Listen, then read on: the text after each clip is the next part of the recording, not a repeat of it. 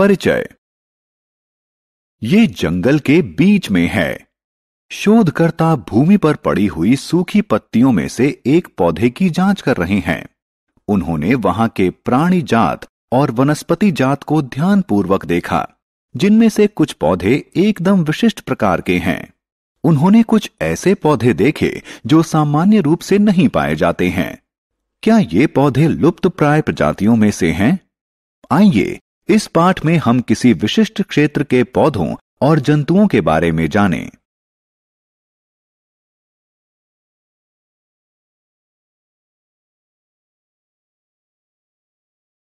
उद्देश्य। इस पाठ के अंत में आप निम्न करने में सक्षम हो जाएंगे। किसी क्षेत्र में पाए जाने वाले प्राणी जात एवं वनस्पति जात का वर्णन करना, स्थानीय एवं संकटापन्न प्रजातियों को परिभाषित करना, अभिगमन परिवेश की व्याख्या करना, निर्वनीकरण की समस्या के समाधान का पुनरावलोकन करना। प्राणी जात एवं वनस्पति जात क्या है? छात्रों, आपने अवश्य देखा होगा कि कुछ जंतु एवं पौधे किसी विशेष क्षेत्र में ही पाए जाते हैं। किसी विशेष क्षेत्र की वनस्पतियों और जंतुओं को उस क्षेत्र के प्राणी जात और वनस्पति जात के रूप में जाना जाता है। उदाहरण के लिए पचमढ़ी जैव मंडल संरक्षित क्षेत्र के साल, सागौन, सिल्वर फर्न इत्यादि वनस्पति जात हैं और चिंकारा, नीलगाय, तेंदुआ इत्यादि प्राणी जात हैं। विशेष क्षेत्रीय प्रजातियां। आइए अब हम विशेष क्षेत्रीय प्रजातियों के बारे में जानें। यहां आप यह जान लें कि आबादी का वह समूह जो संकरण में सक्षम होता है प्रजाति कहलाता है। एक ही प्रजाति के सदस्यों में समान लक्षण होते हैं। मैं आपसे एक आसान प्रश्न पूछता हूं। क्या आपने सेब का पेड़ दक्षिण भारत में देखा है? नहीं ना। सेब के पेड़ सामान्य रूप से उत्तर भारत में पाए जाते हैं।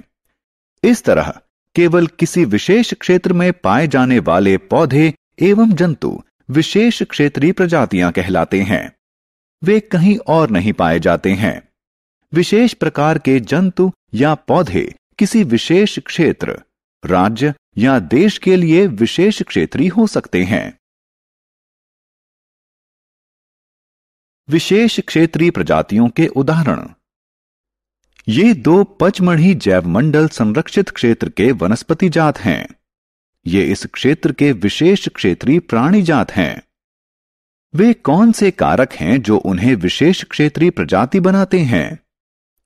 प्रमुख कारण मनुष्य हैं। उनके वास स्थल का विनाश, मनुष्यों की बढ़ती जनसंख्या और नई प्रजातियों के आने से विशेष क्षेत्रीय प्रजातियों के प्राकृतिक वास स्थल प्रभावित हो सकते हैं और उनका अस्तित्व संकट में आ सकता है। कौन सी प्रजातियां संकटापन्न कहलाती हैं? आपने डायनासोर के बारे में अवश्य सुना होगा। वे लाखों वर्ष पहले पाए जाते थे, लेकिन आज वे विलुप्त हो चुके हैं। अनेक जंतु एवं पौधे विलुप्त हो चुके हैं, जबकि कुछ विलुप्त होने की कगार पर हैं। वे प्रजातियां जिनकी संख्या विलुप्त होने के स्तर तक कम हो जाए संकटापन्न प्रजातियां कहलाती हैं। कुछ जंतुओं के प्राकृतिक वास स्थल में उत्पन्न बाधाओं के कारण उनकी उत्तरजीविता कठिन हो गई है। आप यह जानने के लिए उत्सुक होंगे कि क्या संकटापन्न प्रजातियों का कोई रिकॉर्ड रखा गया है? ठीक है, रेड डाटा पुस्तक वह स्रोत पुस्तक है जिसमें समस्त संकटापन्न जंतुओं एवं पौधों का रिकॉर्ड रखा जाता है। प्रवास क्या है? आइए बच्चों, हम प्रवास शब्द का अर्थ जानें। प्रत्येक वर्ष कुछ प्रजातियों का किसी विशेष उद्देश्य जैसे प्रजनन या जलवायु की स्थितियों से बचने के लिए अपने वास स्थल से कुछ निश्चित समयावधि के लिए किसी अन्य स्थान पर जाना उनका प्रवास कहलाता है। निर्वनीकरण की समस्या का समाधान। हम वनों से अनेक चीजें प्राप्त करते हैं। गोंद, राल, जूट और कागज महत्वपूर्ण उत्पाद हैं जो वन से प्राप्त कच्चे माल से बनाए जाते हैं। क्या आप कागज के विकल्प की उपलब्धता के बारे में विचार कर सकते हैं? क्या होगा यदि हमारे लकड़ी ना होती? ठीक है, इन सभी प्रश्नों का सरल उत्तर कागज का पुनः चक्रण है। कागज को 5 से 7 बार पुनः चक्रित किया जा सकता है। कागज के पुनः चक्रण से न सिर्फ वृक्षों को बचाया जा सकता है, बल्कि ऊर्जा व जल भी बचाया जा सकता है। इसलिए हमें कागज बचाना चाहिए, इसका पुनः इस्तेमाल करना चाहिए और इसका पुनः चक्रण करना चाहिए। तुमने बहुत अच्छी बात कही, लेकिन कागज का पुनः चक्रण केवल निर्वनीकरण को नियंत्रित करने का अस्थायी उपाय है। क्या तुम निर्वनीकरण की समस्या का कोई स्थायी समाधान बता सकते हो? हाँ, यह पुनः वनरोपण है। नष्ट हुए वनों के स्थान पर नए वृक्ष लगाना पुनः वनरोपण कहलाता है। सारांश। आइए हमने जो कुछ सीखा है उसे संक्षेप में दोहराएं।